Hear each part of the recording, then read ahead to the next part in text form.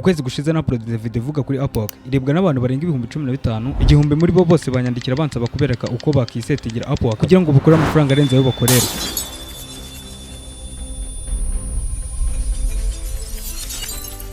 Bitewe n'ukuntu Upwork iri guhindura ubuzima bwa benshi, byatumye nagura iyi video mu buryo n'umuntu utarize yayisobanukirwa nawe agatangira kuba yakora amafaranga online nta gishoro bimusaba. Nitwa Kataive, reka dutangire video. Buretse niwihutisha isegonda na rimwe ry'iyi video bikakunanira ntundenganye. Muri iyi video ndakwereka ibice bitandatu turibuze kwibandaho. Igice cya mbere turibuze kwibandaho turaza kwibanda ngo Upwork ni iki. Igice cya kabiri turibuze kwibandaho turaza kureba uko bafungura account kuri Upwork. Igice cya gatatu turarebera hamwe uko wuzuza profile yawe cyangwa se uko ukora profile yawe. Igice cya kane turaza kureba uko ushyiraho igiciro wishyurwa cyangwa se icyo tuzi nka rate. Igice cya gatanu turaza kureba uko ubona akazi cyangwa se uko ushaka akazi ukakabona. Igice cya gatandatu ari nacyo cya nyuma turaza kumva inyunganizi. Ibi nubyumvukana bikora neza nk'uko ngiye kubikwereka. Video ubonye by'imikino wihitira kuri YouTube ishobora kuguhindura ubuzima. Reka tujyane step by step. Ubundi ku muntu wumva bavuga Upwork akibaza ngo ni iki. Ubundi Upwork ni urubuga rwo kuri internet ruhuza abantu cyangwa ibigo bikenera serivisi zitandukanye n'abantu b'abanyamwuga. Mbese Upwork ari platform imeze nkaho ari umuhuza w'umukozi ndetse n'umukoresha. Reka turebe ko bafungura account, ibindi uragenda ubimenya gahoro gahoro. Ukimara kuza hano kuri upwork.com uhita ureba hano handitse sign up, ugahita uhakanda. Ukimara kuhakanda bahita baguha ama option abiri, ugahita ukanda hano handitse am freelancer looking for work. Ndi umukozi nyine ushaka akazi. Apply as a freelancer. Ugahita ukanda hano handitse freelancer.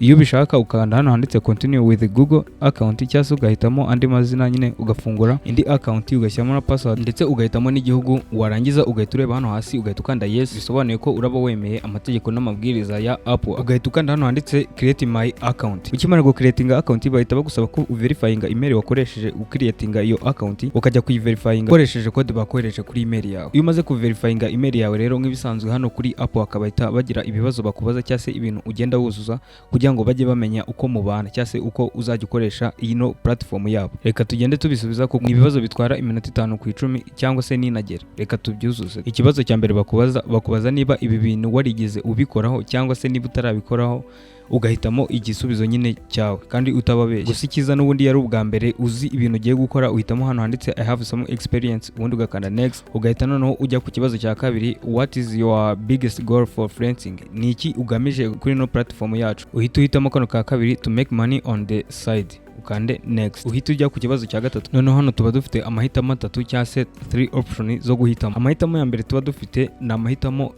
bavuga ngo niba uri umukozi cyangwa se niba uri umuntu ushaka akazi uzajya uapplyinga kuri posti abantu bashaka ko ubakora akazi bashyizeho. Amahitamo ya kabiri noneho uzajya ukora package cyangwa se uzajya ukora ikintu ubundi ukigurishirizeho wowe ugiposting noneho umuntu aba yakigura. Noneho amahitamo ya gatatu ni amahitamo noneho y'umuntu ushaka abamukorera cyangwa se umuntu ushaka ibintu akoresha. Tuvuge wenda nk'umuntu ufite nka YouTube channel ari mushyashya ushaka gutangira ariko atazi ngo ni gute na editing video, ni gute nakora ama voice over, ni gute nakora ibiki, we azajyazaho ashaka abantu bamukorera akazi. Noneho twebwe twitiremo amahitamo ya mbere kuko turaba beginner. Aya niyo mahitamo meza yo guhitamo kugira ngo tubashe kuba twakapplyinga akazi kandi mu buryo bworoshye ku buryo twahita dukorera amafaranga mu gihe gitoya cyane. Kandi kano ka option ka mbere ubundi uhita wemeza hano hasi handitse ngo I'm open to contract to hire opportunities. Hano nyine biba bisobanuye yuko wemeye nyine gutangira na contract gusa nyuma y'igihe runaka ukazayivugura nyine. Ubundi ukanda hano handitse next, create profile. Ukimara gukanda hano handitse create profile noneho uba ugiye kwivuga wowe nyine, ugiye gutanga amakuru ya akwerekeyeho kuri ino platform ya Upwork. Option ya mbere ibi hari yo kuimportingamo LinkedIn account. LinkedIn iyo ifite hano bibita byoroha nyine uhita uyimportingamo ukamera nkaho ubibwiye wese. Noneho iyo utayifite reka twebwe dukoreshe manuel. Hano twivuge biri manuel tudakoresheje link iyo ari yose cyangwa se platform yindi iyo ari yose. Noneho sasa ino step noneho tuba tugezeho barakubwira ngo go it now are a title to tell the world what you do.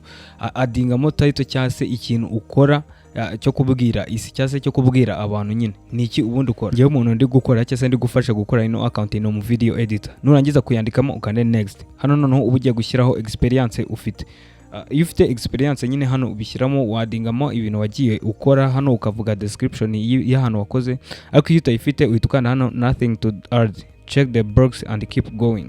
Hano nyine iyo udafite experience n'ubundi urakomeza nta kibazo, ugahita ukanda hano handitse next. Noneho tugahita tugera muri step ya education. Niba hari ibintu wize nyine hano ubishyiraho, ibyo wize byose ukabishyiraho, ugahita ukanda hano handitse add education, ugahita ureba hano handitse school, ukandikamo ishuri wizemo, ukandikaho degree ufite, ukandikamo na field wizemo cyangwa se department wizemo, ubundi ugahita ushyiraho na description ushaka. Gusa iyo utabifite n'ubundi biri urabisimbuka, uba wemerewe kuzabigarukaho nyuma cyangwa se nunabishyiremo nyine, ugahita ukanda next. Noneho ugahita ujya hano kuri no step yo kwadingamo language cyangwa se indimi ukorera, ugahita ukanda next. Noneho iyi step tuba dukurikijeho niyo gushyiramo skills dufite kugira ngo bajye baturikomandinga akazi gahari. Niba uri mu video editor ukurikize n'izi step ndi kugenda nkwereka, niba utari mu video editor unyandikira hano muri comment nkubwire ukuntu ushobora kubikora, kuko akazi kaba hano kuri Upwork ntabwo ari video editing gusa, kuko habaho n'akandi kazi kenshi buri wese bitewe n'ibyo akora mu buzima busanzwe ashobora kwisangamo.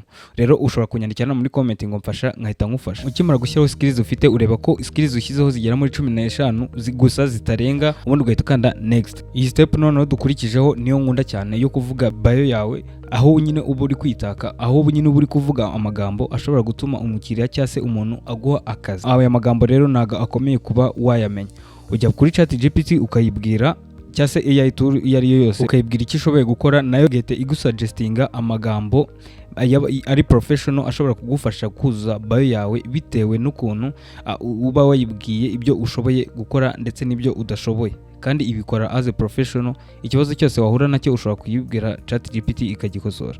Reba nk'uyu nguyu nandikiye, namwandikiye ngo I'm a professional video editor with 10 years of experience in audio and video editing. Umuntu agisoma kano kajambo ka mbere konyine urumva yuko gafite umwihariko, imyaka 10 ya experience. Urumva kandi hano nagubeshya nyine, bitewe na experience ufite urayivuga. Niba uri uwejo bundi nabyo urabivuga nta kibazo, kuko hano umuntu aguha akazi bitewe n'ubushobozi ashobora kukubonamo, ntago biterwa ngo na experience gusa. Iyo ufite experience nabwo birakonta cyane. Urabona nyine nk'ukuntu hano ngewe uyu muntu nabimukoreye. Niba nawe ushaka ko mbigukorera ushobora kunyandikira muri comment nkabana abigufashamo. Ubundi ukimara kwandika bio yawe uhita ukanda hano next, choose your categories. Noneho iyi step tuhita dukurikizaho niyo guhitamo service twofarina cyangwa se dutanga, kandi hano barakubwira ngo choose at least one service that the best describe the type of work you do. Nyine hitamo ikintu cyanyacyo kiri best cyangwa se kiruta ibindi byose nyine ukora, ariko kibe ari kimwe. Noneho hano muri category tuba dufite n'ubundi n'amasabu category. Njye umuntu ndi gukorera hano ari muri design and creative. Ubwo turaza guhitamo video and animation, audio and music production, and art and illustration. Izi ngizi nizo category yisangamo yambwiye ngo nze kumushyirira. Numara guhitamo zino service uhita ukanda next. Noneho ino step tuhita tugeraho niyo gushyiraho amafaranga cyangwa se umushahara uzajya ukorera.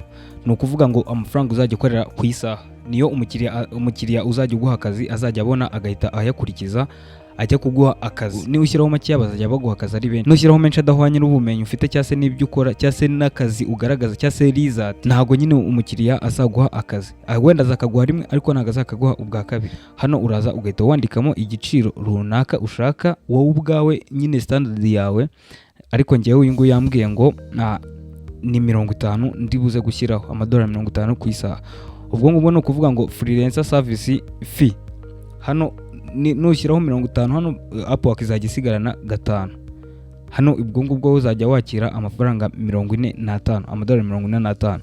Nyine Upwork none se yo yakungukira he? Nayo ihita isigarana fee, amafaranga twita fee nyine, kuko ifata 10% by'amafaranga ushyizeho. Ugomba rero gusigarana 45. Ubundi uhita ukanda next. Noneho hano niho tuba tugiye kuzamo amafoto n'igihugu dutuyemo ndetse na street, nyine niho tuba tugiye kuzuza details zacu na za location tuba dutuyemo. Hano niba ufite rero ifoto hano urayaploadinga. Impamvu nari kuyikwereka nuko ari umuntu ndi gukora. Numara kuyuzamo uhita ukanda check your profile. Urabona yuko hano profile cyangwa se account twamaze kuyicreatinga byemewe. Hano nyine uba wemerewe kuza n'ubundi kweditinga ibintu byose tumaje gusettinga. Hano uba byemerewe gusubira inyuma kuba wabikongera ukabyeditinga. Hari ahantu wibeshye ushobora gusubira inyuma ukabyeditinga.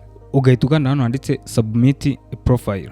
Urabona yuko hano bawe bakubwiye ngo nice work. Urabona yuko twinjiye byeruye. None ugahita ukanda hano handitse view my profile. Iyo ushatse uhita ukanda hano handitse browser job ukajya gushaka akazi, ariko twebwe reka tubanze turebe profile. Urabona yuko bahita baduha iyi tab. Noneho iyi tab tuba tugezeho niyo yindi tuvuga ngo tugiye kuzuza portfolio yacu. Ni handi nyine tuba tugiye kuvuga ngo tugiye kuzuza CV cyangwa se ibintu bituranga bishobora gutuma bidutandukanya n'abandi kugira tubone akazi. Reba nk'hano handitse add video introduction. Ushobora hano gushyiraho video nk'akanimetinze ukuntu kerekana ukuntu ushobora kweditinga video nyine mu minota mike cyangwa se umwihariko wawe ufite. Hano ushobora gushyiraho hour per week, amasaha ushobora gukoraho, amasaha ukoraho mu cyumweru.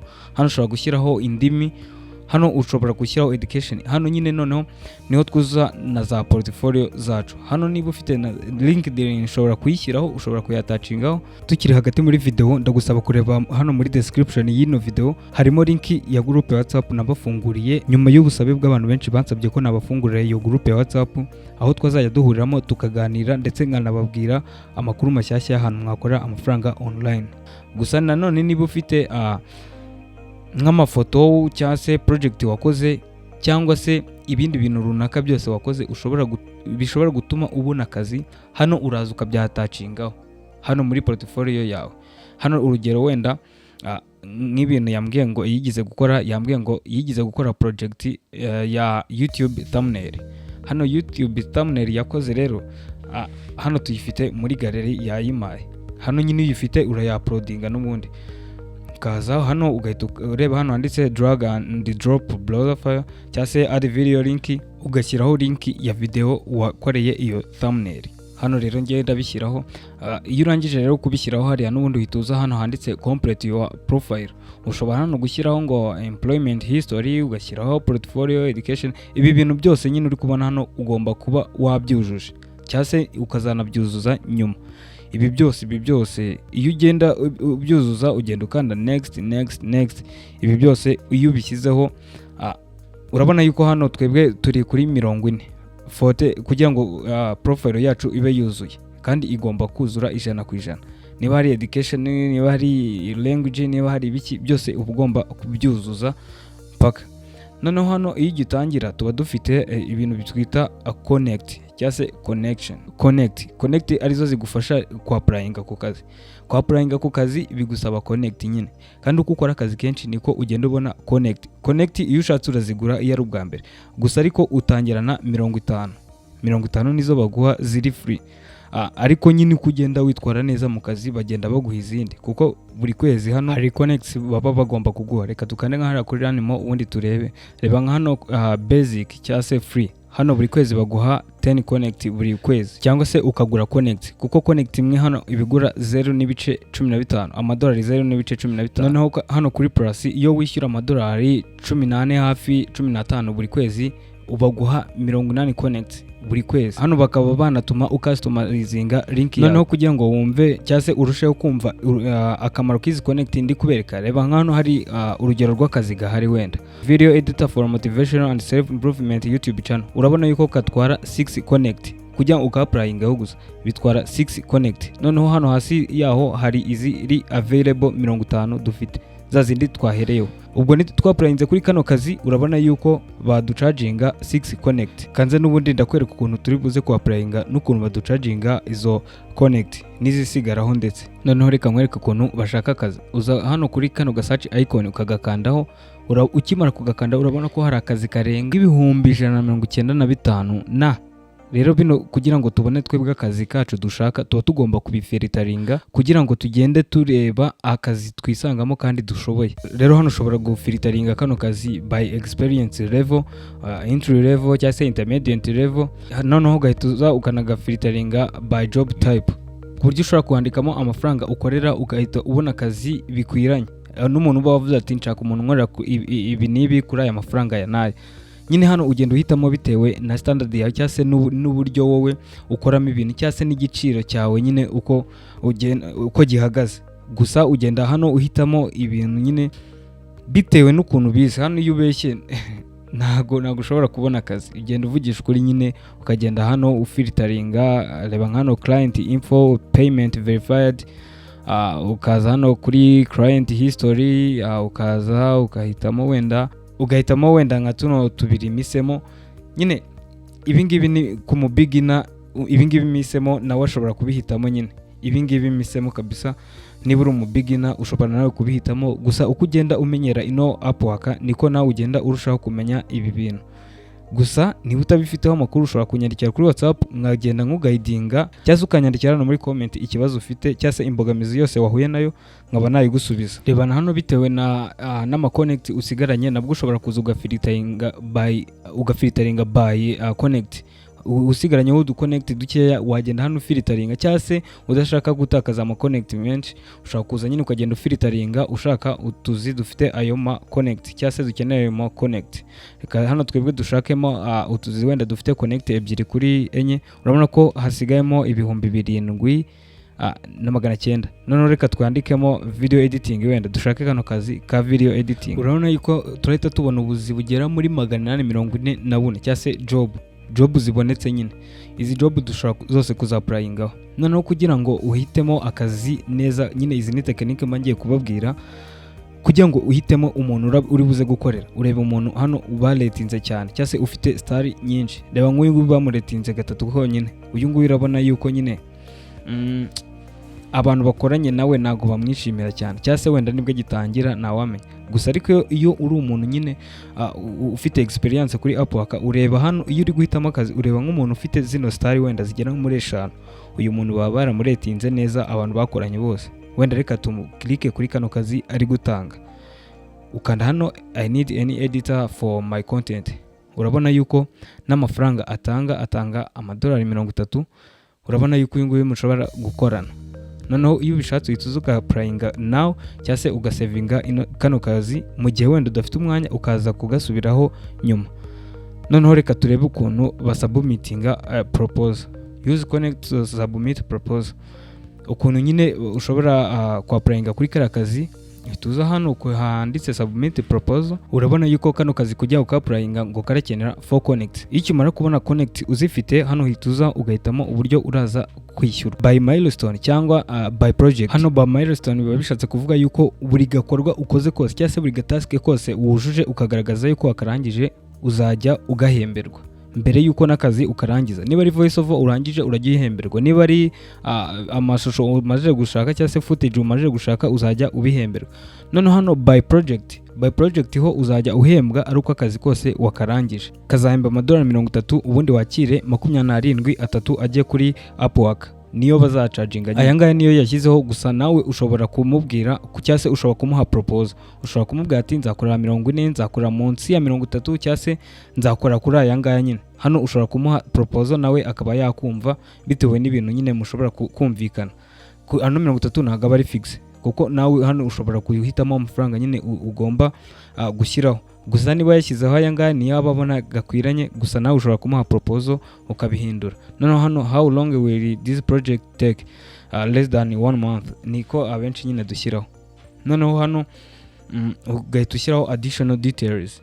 Hano ni kwa kundi uba ugomba kumubwira ati nabonye kano kazi kawe bimeze gutya na gutya, nabonye ngashoboye, mfite experience imeze gutya, nshoboye iki niki. Gusa udashoboye kwandika ibi bintu cyangwa se gutekereza amagambo cyangwa se ama keyword yumvikanisha neza uwo uriwe, ushobora guhereza ChatGPT ako kazi warubonye, ubundi nayo ikaba yagufasha gukora additional details cyangwa se cover letter icoveringa nyine ubushobozi cyangwa se ubumenyi bwawe. Uhereza umukiriya wowe ugenda gukora copy and paste muri ChatGPT cyangwa se indi AI tool iyo ariyo yose. Ino cover letter rero iyo irangije ubona nta nikosa ririmo, uhituza hano hasi handitse attachment. Hano kuri attachment rero ushobora kwa-uploadingamo nka video cyangwa se file runaka imeze nkaho ari sample yuko ibi bintu uri kwa-applyinga cyangwa se ino proposal uri gutanga ubishoboye.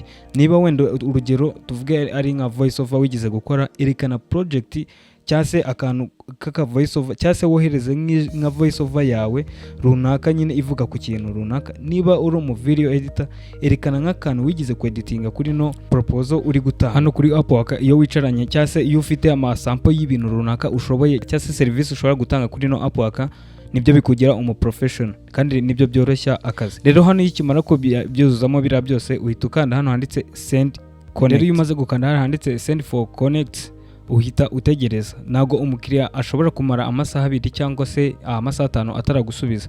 Rero kugira ngo ubone niba yagusubije uhita uza hano hasi ugascrollinga down, ugahita ukanda hano handitse my proposal. Ukimara gukanda hano handitse proposal hahita hafunguka tuno 3 option cyangwa se ano makategori y'ama proposal atatu. Iyi submitted proposal ni proposal uba wohereje ariko itarasubizwa, ugitegereje yuko umuklayenti cyangwa se umuntu uri gutanga akazi ari buze kugusubiza. Noneho hari active proposal. Active proposal ni proposal uba ukiri kudiscussingaho n'umukiriya cyangwa se mutarumvikana amafaranga cyangwa se muri kuvugana uburyo bw'imikorere. Rero iyo bagusubije uza hano muri message, hano urabubona ubutumwa. Nuko hano tukiri gufungura ariko hano baza kukohereza ubutumwa.